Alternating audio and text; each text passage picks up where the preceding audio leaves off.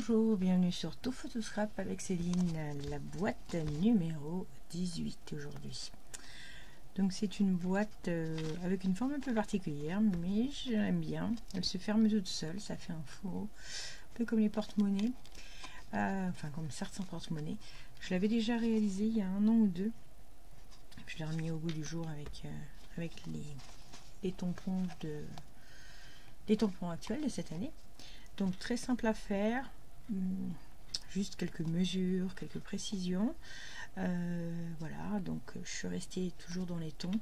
Et là, je n'ai pas utilisé du papier design, mais j'ai utilisé effectivement du tamponnage ainsi que des plioirs. Voilà, donc parce que je ne sais pas si on le voit bien, là j'ai fait effectivement l'effet feuillage de plioirs. Donc c'est les plioirs à gaufrer, c'est l'hiver. Voilà, c'est ceux-là. Je sais pas si on les voit bien, voilà. Et donc du coup, je me suis servi de la collection de tampons, ça, pain d'épices glacé, afin de réaliser la boule. Derrière, j'ai tamponné un sentiment, livraison de bisous rafraîchissants. Donc je suis restée sur les tons d'un vert feuillage, enfin un feuillage sauvage, pardon, et j'ai tamponné en ocre roussillon. Voilà. Et bien écoutez, je vous propose de la réaliser, mais dans les tons rouges cette fois-ci, avec calicot, coquelicot et du blanc. Donc pour le coup, ce qu'il nous faut, il nous faut une feuille de dimension 21 par 16,5. Alors, à l'aide du papier, je vais faire 2 marquages. Le premier se situe à 2 cm. Alors pardon, c'est dans la largeur de 16,5 à 2 cm, et le second à 12. Donc 2 et 12.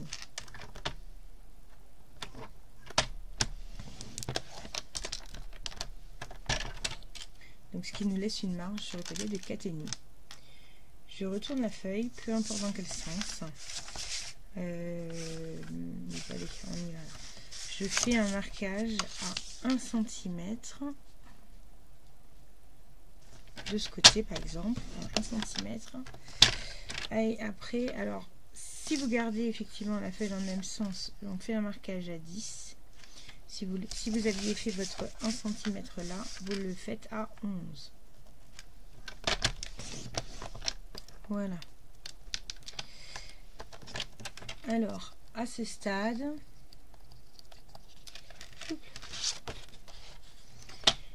je vais prendre mon outil touche à tout, parce qu'il y a le dotting tool au bout, donc c'est le fameux plioir, et je vais prendre une règle sur la ligne de marquage du bas, donc celle qui laisse une grosse marge. Vous avez la petite patte et la grande patte. Sur la grande patte, donc je me positionne sur la feuille, j'ai un pli à 10. Bon, c'est moi qui vois rien. C'est bien ça. 5 et l'autre à 15.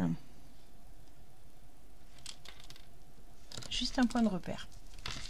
Et là maintenant, je vais venir tracer en oblique de ce point de repère que vous avez tracé jusqu'à la ligne de pli du haut. Donc on marque bien par contre, hein. Et je fais la même chose de l'autre côté en symétrie. Et je reproduis à l'identique sur la deuxième case.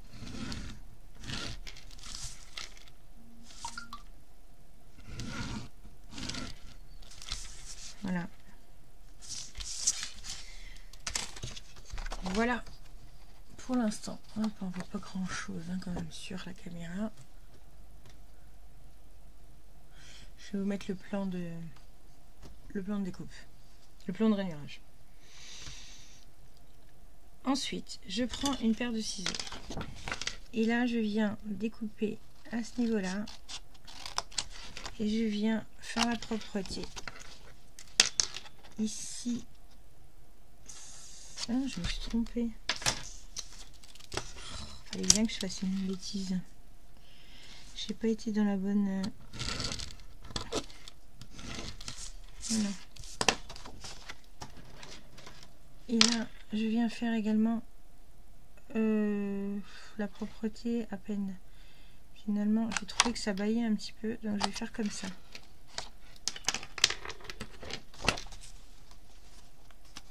Parce que là, du coup, on voit l'ouverture sur le côté. Ça me plaît pas. Et puis ici, je viens également, je le fais comme ça, hein, juste pour rassembler en fait le point du centre. Et j'ouvre également au milieu en bas. Alors, moi j'aime bien faire des ouvertures propres, parce qu'en fait ça va être le fond, ça va être les pattes de rabat. Donc j'aime bien quand c'est biseauté. Voilà, de cette façon-là.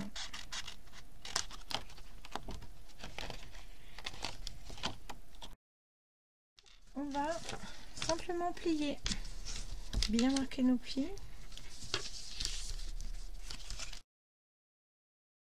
Voilà ce qui me fait ça concrètement.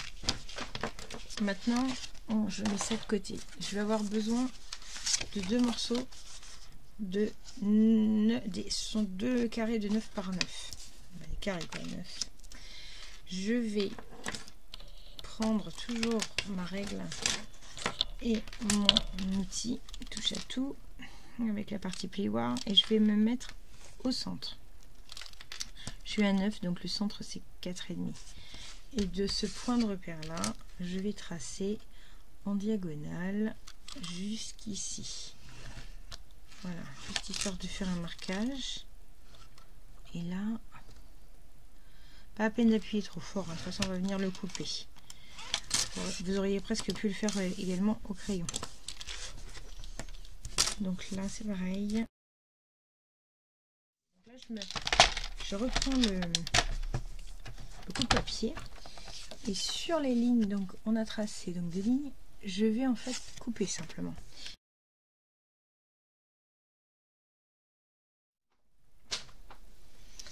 Donc ce qui nous fait en fait, ce qui va venir se positionner là. Donc après vous avez deux solutions. Soit effectivement vous le laissez tel quel.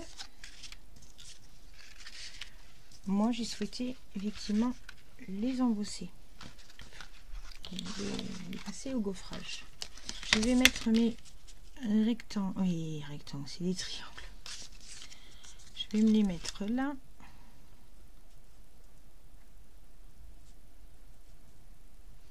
Alors la pointe elle sera jamais trop faite, donc je vais me caler plus sur les bords.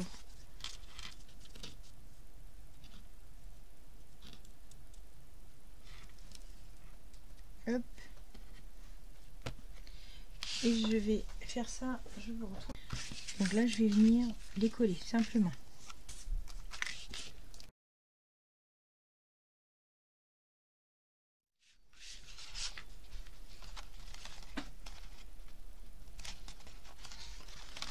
Voilà. Dans le même état d'esprit, je vais faire ma décoration. Donc là, je vais faire mon traçage. Donc là, ce sont des carrés, non pas de 9, mais des carrés de 8 cm. Donc là, c'est pareil. Je peux venir avec un crayon là pour le coup.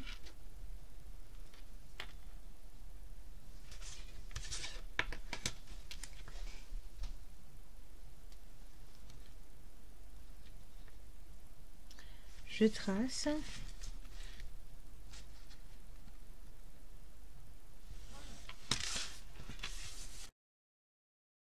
Donc je vais faire une première fois, donc je vais positionner ça comme ça. Je vais reprendre exactement les mêmes tampons. Alors moi je les ai gardés déjà en place, donc ils arrivent pile poil dans entre mes deux diagonales. Donc celui-ci je vais le tamponner, alors je peux le fixer pour éviter que ça bouge, et je vais le tamponner en rouge calicot coquelicot.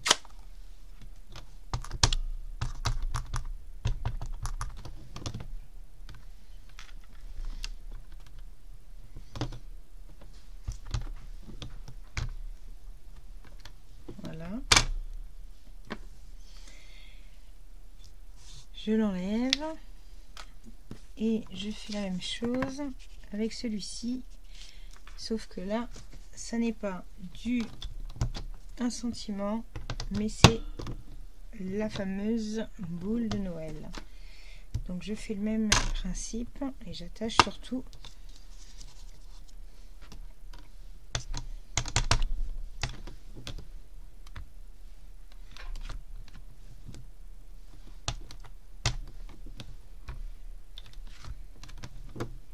voilà. Et il ne reste plus qu'à couper, non pas forcément tout de suite. Et là, je peux venir avec... alors comment j'avais fait? Ici j'avais fait des petites points, enfin c'est des petits tourbillons rouges. Ben là, enfin si c'est pas en rouge, ils étaient en ocre roussillon. Par contre l'ocre roussillon ne va pas ressortir à côté sur du rouge. Donc je vais les faire en vert, on va faire à l'opposé. Donc là, simplement comme ça. On fait de façon aléatoire de toute manière. Voilà. Ça c'est pour la première partie. Et la seconde, j'avais mis des petits tourbillons ronds, des plus gros. Donc je fais la même chose, même coloris.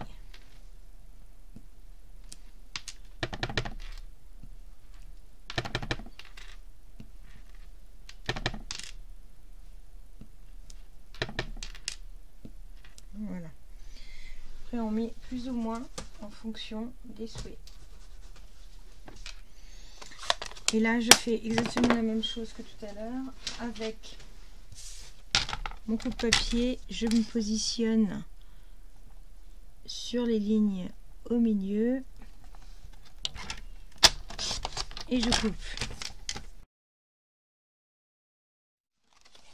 Il me reste un tamponnage à faire, c'était le mot joie en haut.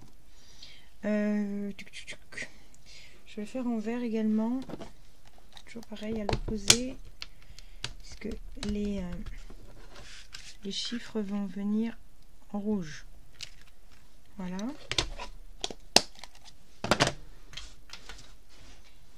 Je vais venir les coller déjà.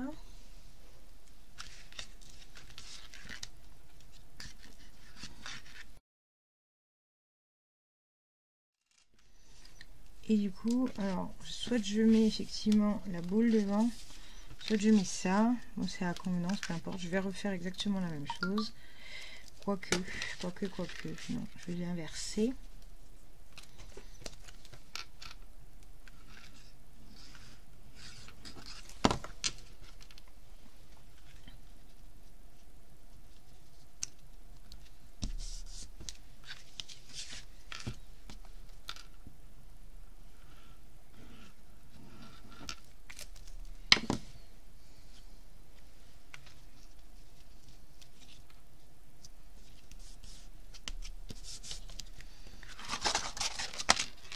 Ici, je viens simplement mettre de la colle pour fermer ma boîte.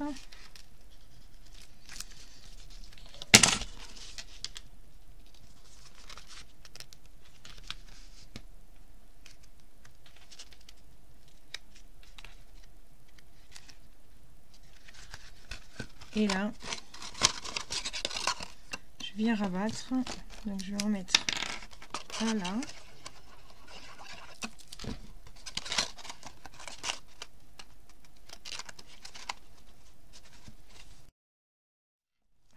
Ça. Et là, je viens avec mon plioir en os rapprocher. Donc voilà. Donc nos deux petites boîtes. Donc à l'identique, c'est simplement le motif qui change. Il est inversé. Donc une rouge toujours en calicot coquelicot, la verte en feuillage sauvage. Voilà, j'espère que cela vous a plu. Vous avez l'intégralité des mesures ainsi que du plan de rainurage qui est disponible sur mon blog, dont vous trouverez l'adresse juste en bas dans la barre de description. Et je vous retrouve très rapidement pour la 19e boîte. Merci.